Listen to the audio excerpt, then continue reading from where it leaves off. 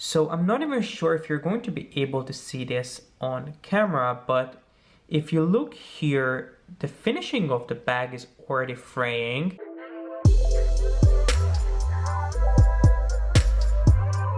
Hi guys, my name is G.P.S. and welcome back to my channel. In today's video, we are unboxing the newest addition to my bag collection, which is from Dior.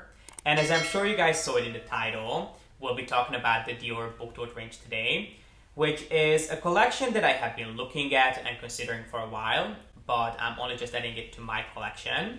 So to make this video a little bit more interesting, I took a couple of snippets while I was in the boutique looking at this bag, just so we can compare the different styles and sizes as well as prices.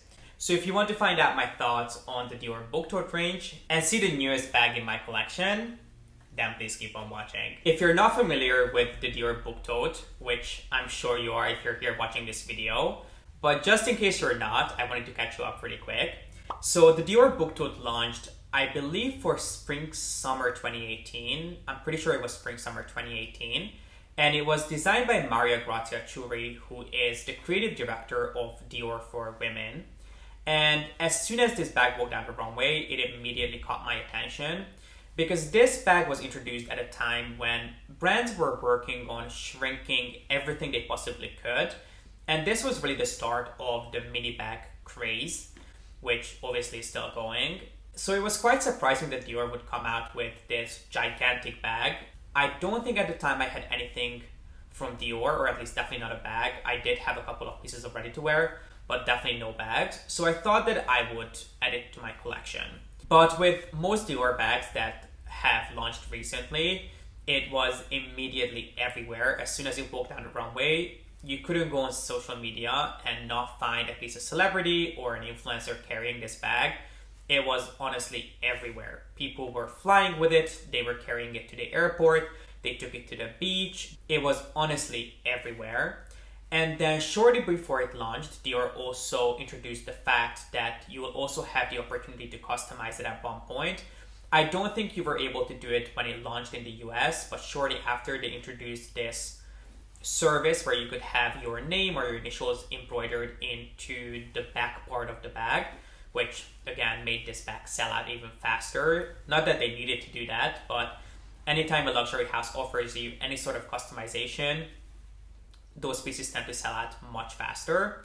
So because I wasn't a huge Dior customer, I'm not someone who buys Dior on a regular basis. I do have pieces here and there. I'm not someone who would have the rapport with a client advisor who could help me get one of these really hard to get pieces. But whenever I heard that it launched, I actually stopped by the largest Dior boutique in New York, which is on 57th Street between Madison and 5th Avenue. And I just wanted to really have a look at it. I didn't know if I was going to buy it or not. I wasn't sure about the price or anything.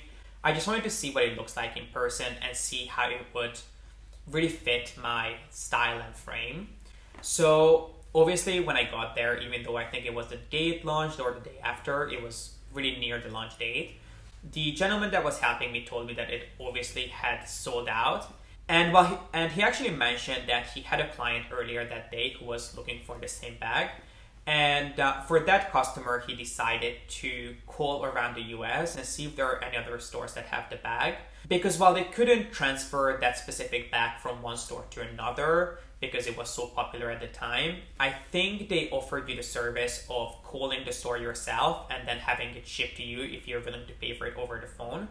And he mentioned that the store in Las Vegas, one of the stores, got a huge shipment that morning, and they're likely going to have some pieces in stock still. And it was such a weird coincidence because I was going to Las Vegas the next morning, so I knew that I'm going to have the chance to look at it in person. We flew to Las Vegas the next day, and we were staying at the Aria, and my first stop was of course HERMES at the Crystals, which is I think the biggest store in Vegas. And then immediately after we went over to the Dior in the Bellagio, which is actually a really, really nice store.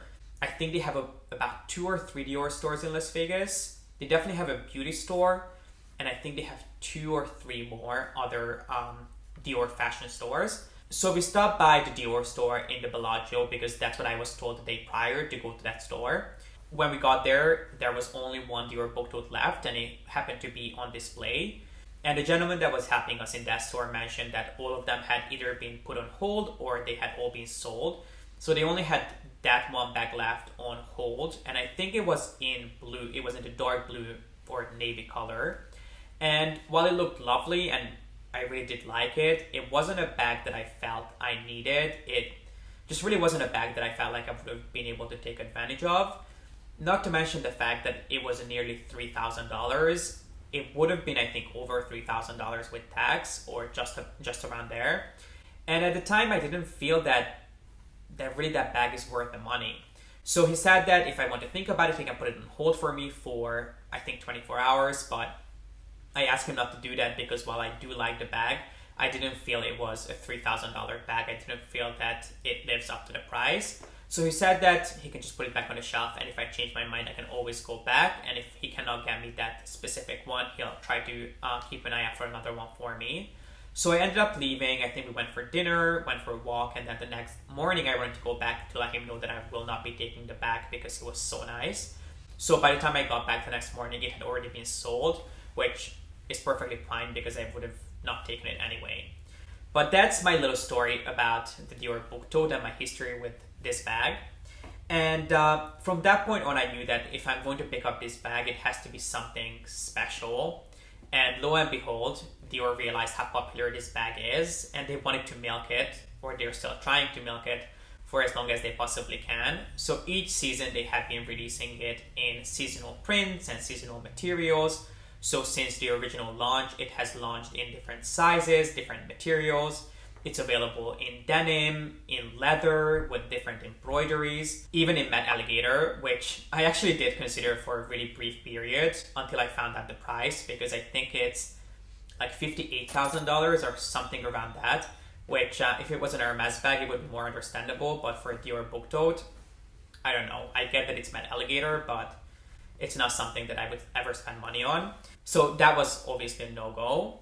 And then another one that I actually quite liked and still do like is in this embroidered fabric, which I think is called Toile de Jouer, which is this really interesting embroidered fabric that has the most incredible prints on it. Well, they're not prints, they're embroideries, but they picture these lions and plants, and it's absolutely stunning. If you're a Dior fan, I'm sure you know what I'm talking about, and I promise that I'm going to show a couple of pictures of it later on in this video. I knew that if I'm going to pick up the Dior Book Tote and if I'm going to spend my money on it, it's going to have to be something a little bit more special. So I was considering the Toile de Jouer embroidery version of it for a little while, but that's not what I picked up. But before I ramble on any further and talk about the sizing, the pricing, the different materials that are available for the season, I thought we should go ahead and finally unbox this. And I'm wondering if this is my first ever Dior unboxing on my channel. No, I actually don't think it is. I think I did an unboxing of the Dior Rimowa trunk, which has become one of the most used bags in my collection. Should I go and grab that? Okay, let me go and grab that. I'll be right back. Okay, I'm back.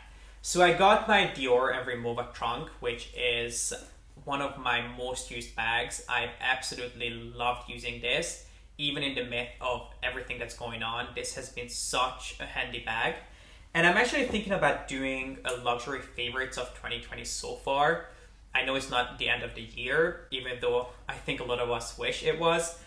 It's not quite the end of the year yet. So let me know if you guys would be interested in that, or should I just wait until the end of 2020. But I thought it might be nice to give you guys an update on luxury pieces that I have really enjoyed using.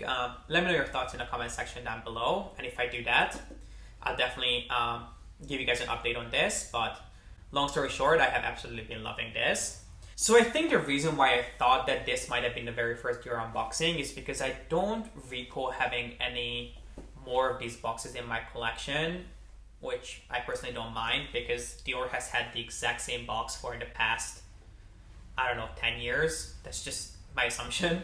But they've definitely had it for a while, and it definitely needs to be updated because it's definitely getting a little boring in my opinion. This powder white box with the pebble texture, not a fan. But anyway, let's go ahead and unbox this. So this is how it came wrapped. I went to look at this bag in the store, but they didn't actually have this available, so I had to order it online. So it comes in this white box. And then if you open it up, I'm not sure if you guys can see this. It came wrapped with the tissue paper and the Dior sticker. Go ahead and break the tissue. So once you open the tissue, you have the dust bag. And there's no point hiding the size of this bag because I'm sure you already know what bag I'm talking about if you saw the title. So yeah, on the inside it comes with the plated tissue paper, which I think is pretty generic. So this is the box. And then this is the dust bag it came in. So the bag that I ended up picking up from Dior is the Book Tote in the mini version. Now this bag is available in 3 different sizes, and I think it has been since, I want to say last year or the beginning of this year. It's been available in 3 sizes for a while, so this is definitely not something brand new. So it comes in the large size, which is the original Dior Book Tote. It comes in a small, and it's also available in a mini version, which I ended up picking up. And mine is in the Dior Oblique fabric. As I mentioned, Dior has been introducing their bags, especially their book totes, in different fabrics and finishes. But this is the original one, which is canvas. And then it has this beautiful hand embroidery that says Dior, Dior all over. And it just says Christian Dior Paris on the front. And then you can have the back of your book totes personalized with your names or your initials. I'm actually not sure if you can do that with the mini version. If you can, I'm definitely going to do it with my initials, which are of course G.P.S. So that's what I would do here on the back. So I do have to look into that. If I hear back from Dior by the time this video goes live, I'll make sure to link it in the comment section below. But yeah, so I picked it up in the Dior Oblique version, which the funny thing is that when I went to the store, I knew that I was looking for this, the Dior Oblique, which comes in 2 different colorways. It comes in navy blue and then it comes in burgundy. And when I got to the store, they didn't actually have this available. However, they had the newest version of this, which is in velvet, because Dior's fabric of the season is going to be velvet, which is absolutely stunning. I think it's the most elegant fabric that you can use for fall winter. So I took a couple of pictures and videos of the velvet mini pouch or mini book tote, which was absolutely stunning. I'll make sure to leave the videos up here. So the velvet one is essentially the exact same as the canvas, but it does feel a little bit softer. And of course the embroidery has a different finish to it. But I thought that this is going to be my very first book tote, so I might as well just do it in the classic Dior print. But I do have to mention that the one in velvet is absolutely stunning as well. So I don't know, I'm still kind of going back and forth, but I'm happy that I started my collection with this piece. And also the velvet version is a little bit more expensive. I think this costs $2,300 in the US, and then the velvet version is $2,550, I want to say. Let's see what's in here. So there are 2 little cardboards, just I guess to help keep the bag in shape. There's a little ticket because it's from the online store, so I guess you have to keep that in case you want to return it, which we'll cut off. And then there is this little pouch which has the Dior authenticity card in there. So I'll make sure to keep this safe in here. And yeah, this is it. This is what the bag looks like. It does seem a little bit smaller than the one that I saw in store in the velvet version, but I think it's because it has been obviously flat in the box. So I do think that it will become a little bit more dimensional eventually. But this is what the bag looks like. It's actually a lot more spacious than I expected just looking at it. I think it will definitely fit a phone, a card holder, a hand sanitizer, and AirPods. I can definitely do a video on this if you guys would want me to. But essentially all Dior book totes look exactly the same on the inside. They are just completely plain. They don't have any interior pockets or any divisions. However, thankfully, I know that 7RP as well as Jenny Crafts, which are 2 of my favorite insert brands, They both make inserts for the Dior Book Tote. And if there's anything you want to find out about bag inserts, I highly recommend that you go ahead and watch this video that I'll link up here. That should answer all of your questions when it comes to bag inserts. So I don't think you would need an insert for this, but for sure if you have the small or the larger version, I would recommend that you get an organizer or an insert just to help you keep things a little bit more tidy, because especially if you get the big one, I think it would eventually become a bottomless pit. So I think having a bag insert in those would be really beneficial, but for this one I don't think you need it. But they all look the same on the inside. They are just essentially super plain, and then obviously you see the back of the Dior Oblique fabric. So on the Mini Book Tote, you do get two handles, just like you do when it comes to the small and then the regular Book Tote. But on this one, the handles are just long enough for you to hold them like this, or maybe, I guess you could put them over your wrist if you want to, but you can definitely, I think the preferred way of carrying this is just handheld. But when it comes to the small and the large version, they were designed so you can put them over your shoulder, so they're a little bit more comfortable in case you have more things to carry. And I think this is the sort of bag that was definitely designed with functionality in mind. These are really functional bags at the end of the day. They're not made of leather, at least most of them are not. They do come in leather as well. When it comes to the different materials that it's available in, this, as I mentioned, is the Dior Oblique, which was the original version and remains to be the least expensive. I was actually quite surprised because a lot of people, I think, of this bag as being kind of loud and just being a flex piece. But if you look at this from the far and if you don't see the Dior signature on the front, this actually kind of blends in quite nicely because the embroidery, they go over the different Dior letters so many times that it kind of blends in. I don't think you can really spell out Dior in this, just looking at it in the viewfinder. I actually think that it's a lot more subtle than most people would think it to be. So I personally don't mind it, and I quite enjoy the fact that it's a little bit more subtle than I expected. But it's available in the Dior Oblique, and then each season Dior comes out with a new version. They've done denim, they've done houndstooth. I'm trying to think what else. They've done different beautiful embroideries that I mentioned before that I think are absolutely stunning. And then the fabric of the season is velvet, which I think is perfect for fall winter. It's just such an elegant and refined fabric to use. You can pick up the Lady Dior in that fabric as well as the Book Tote, I think in every single size. I'm sure that I saw the mini version as well as the largest version. I'm not sure about the small one, but I would assume it also comes in the small version, which I think is absolutely stunning, but it is a little bit more expensive than the original version.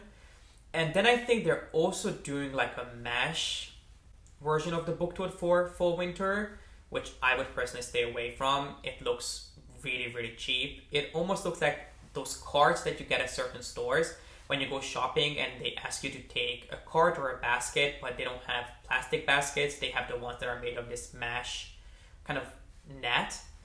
That's exactly what those look like, so I wouldn't go for those.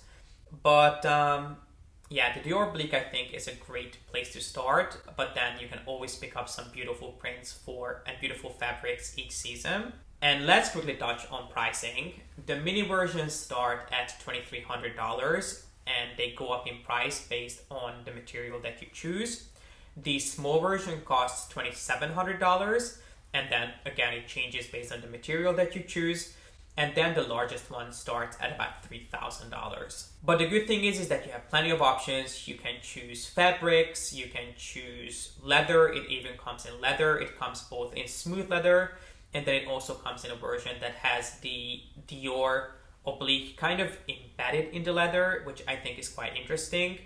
But yeah, you definitely have plenty of options when it comes to the Book Totes. Hey guys, sorry, I just sat down to film the mod shots for you, and I noticed something that is pretty upsetting about this bag. So I'm not even sure if you're going to be able to see this on camera, but if you look here, the finishing of the bag is already fraying. I'm not sure if this is how it was intended to look, but it's certainly not something that I expected from an over $2,000 bag actually. So I don't know if any one of you guys owns the Dior Book Tote, then please let me know your experience with the edge of the bag. Is it normal for it to start looking like this after a while, or this just happens to be a faulty one? Bear in mind that I've had this for less than a day. I mean, this arrived yesterday and I've never worn it out. I literally just took it out of the box with you guys, so I'm not sure how I feel about this. I don't know if I want to pay over $2,000 for a bag that is going to look like this as I just open it up. Fair enough if, you know, if I've had this for a bag for weeks and I've been carrying this every single day, I can understand that because I guess you put your hand through here all the time, but for this to look like this as I take it out of the box, I don't know, that's a little bit interesting. So I'll definitely have to do a little bit more research on this and then maybe update you guys in a later video. But I don't know, I'm not happy about it. When it comes to styling, I think if you like twillies and back charms and bag accessories, you guys know I'm not the biggest fan of twillies, but if you like those sort of things, this is the bag for you to go crazy on. I brought out a few of the back charms that I thought would work on this bag. So I have a couple of rodeos here. Well, I actually have three. So I have three rodeos here, two from the So Black collection and one Word Cypress, which is dark green. I also brought out a necklace from Hermes that I use as the back charm. So let's see.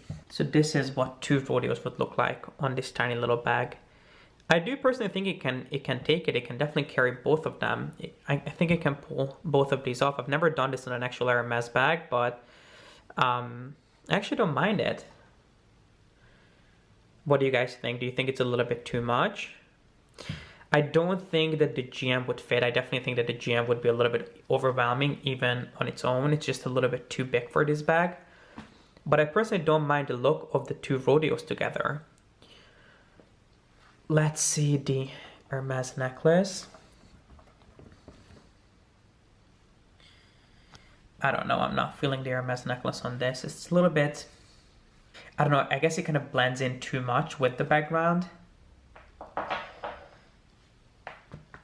And then I brought out one more thing that I think might work,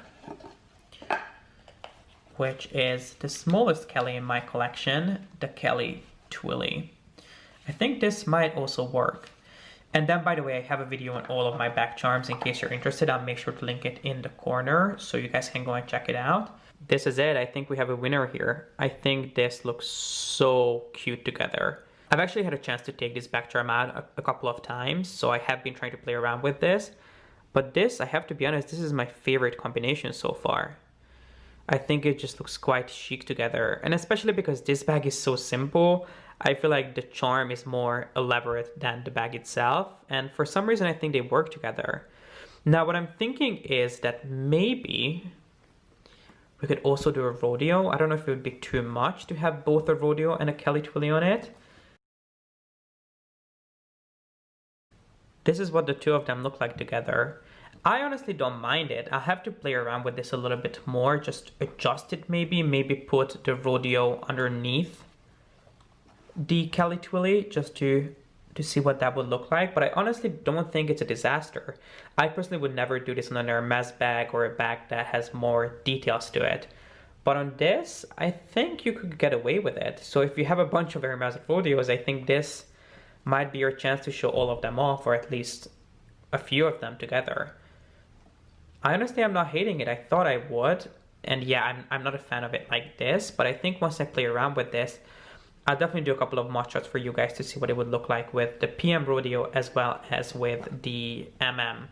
I don't think the GM would work, so the GM is a pass, but I'm going to give it a try both with the PM as well as the MM, and we'll see how it works. But the Kelly Twilly and this bag together are a winner for me. This can really take a lot because it's so simple that it's really up to you how you personalize it. Whether you go down the route of putting your initials on the back or you put twillies and back charms on this, it's completely up to you. But I think because so many people have this bag and there are so many of them out there, I think this is really your time to shine if you want to personalize a bag, and that's exactly what I'm going to do.